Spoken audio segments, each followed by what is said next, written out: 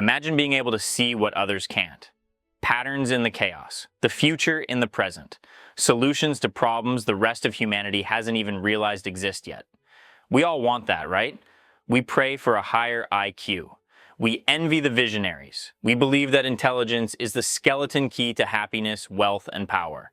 But nobody shows you what happens when the cameras turn off. Nobody tells you that the gift of seeing more is also the curse of feeling more. When your brain operates on a frequency inaccessible to others, the world stops being a place of opportunity. It becomes a source of constant, unbearable noise. If I offered you a pill right now that would make you the next Tesla or Newton, you'd probably say yes. You'd take it without hesitation. But you aren't reading the fine print. And the fine print says that the price of this mind is your ability to sleep, your ability to love, and eventually your ability to stay sane. We look at geniuses and see gods. They looked in the mirror and saw hostages of their own consciousness. This isn't a success story. It's the story of a pathology we mistakenly call a gift. Part 1. The Curse of Intellect. If you often feel like you're smarter than the people around you, but your life looks like a catastrophe of anxiety, burnout, and social isolation, relax. You aren't broken. You are just an exposed nerve under high voltage. In 2018, researcher Ruth Karpinski introduced the concept of the hyperbrain. The premise is simple and brutal. High intelligence correlates with physiological overexcitability. A genius brain isn't just a powerful processor.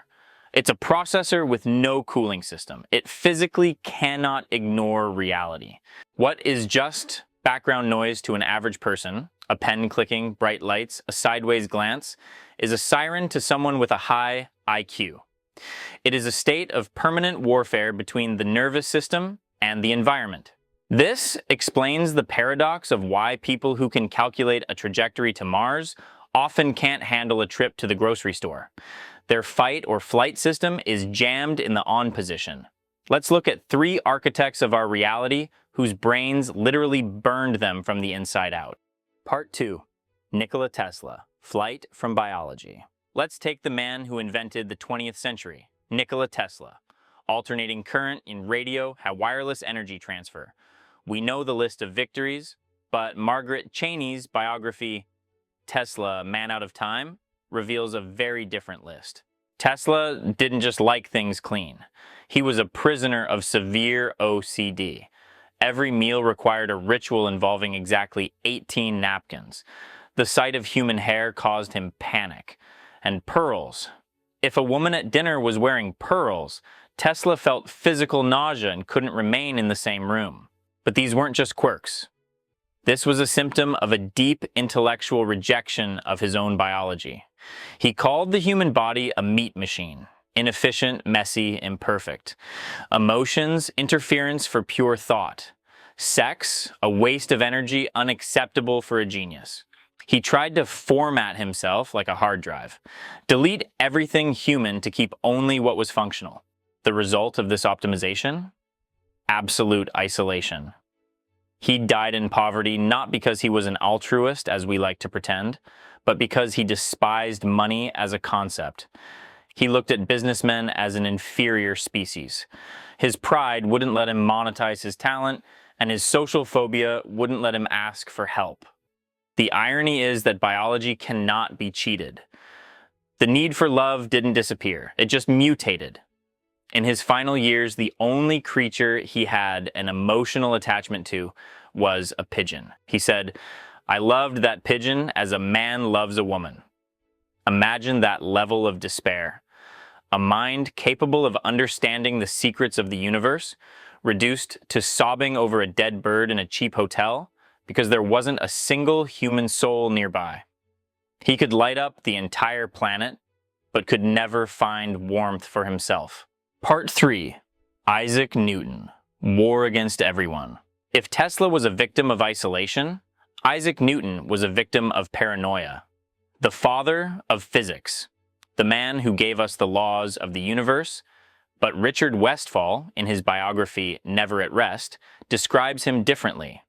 A man driven as much by fear as by genius. Newton didn't debate colleagues. He destroyed them.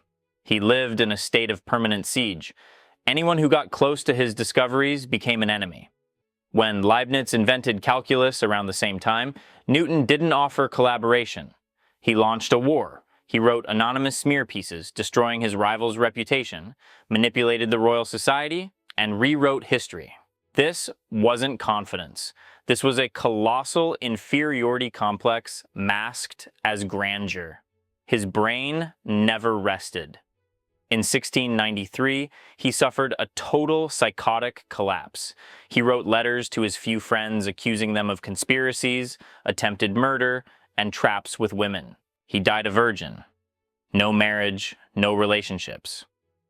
Westphal suggests this was a defense. Intimacy means vulnerability. And Newton's paranoia couldn't allow him to expose his back even for a second. He decoded the gravity that holds planets together, but he never understood the force that holds people together. Part 4. Steve Jobs, Reality Distortion. Let's jump to our time. Steve Jobs, icon, visionary, but biographer Walter Isaacson shows us something else. A man who used his intellect as a weapon of mass destruction. We've heard about the reality distortion field. It sounds magical. In reality, it was high IQ gaslighting. Jobs manipulated time, facts, and people. He divided the world into geniuses and bozos. There was no middle ground. If you couldn't withstand his pressure, you were defective material. But the scariest part is how he applied this to his own blood. For years, he denied being the father of his daughter, Lisa. A DNA test showed a 94.4% match. His reaction? Statistically, it could be anyone. He was a multimillionaire, and his child was on welfare. Why? Because she was unplanned. She was a bug in his perfect system, and bugs must be ignored. This belief in his own exception eventually killed him. When he was diagnosed with cancer, doctors gave a good prognosis with surgery. But Steve Jobs, used to reality bending to his will, decided to bend biology. He refused medicine. He treated cancer with diets and meditation for 9 months. He thought he could design his recovery the same way he designed an iPod. He was wrong. In his final days, he admitted, "I didn't always treat people well." It wasn't enlightenment. It was a late realization that he had won the game of business, but lost the game of life. Part 5. The Price of Perfection. What connects these three? They all fell into the trap of maladaptive perfectionism. This is a state where your self-worth is welded to your output. You have no right to make a mistake. You have no right to be weak. High IQ often becomes a trap. It allows you to build high walls to protect yourself from the chaos of the world. You replace emotional intelligence with pure logic. You optimize. You cut out the excess. But in the process, you cut out the very essence of life. Tesla died alone. Newton died in fear. Jobs died with regret. History teaches us a brutal lesson. Intellect is a tool, not armor. The world doesn't need more martyrs of science. The world doesn't need more geniuses burning out in ivory towers. The real superpower isn't just the ability to calculate or invent. It is the ability to withstand your own complexity. The ability to be smart without losing the ability to feel. If you recognized yourself in these stories, if you feel that pressure to be great, exhale. Your brain can be your best ally or your cruelest jailer. The keys to the cell are in your hands. Don't forget to use them. Stay grounded.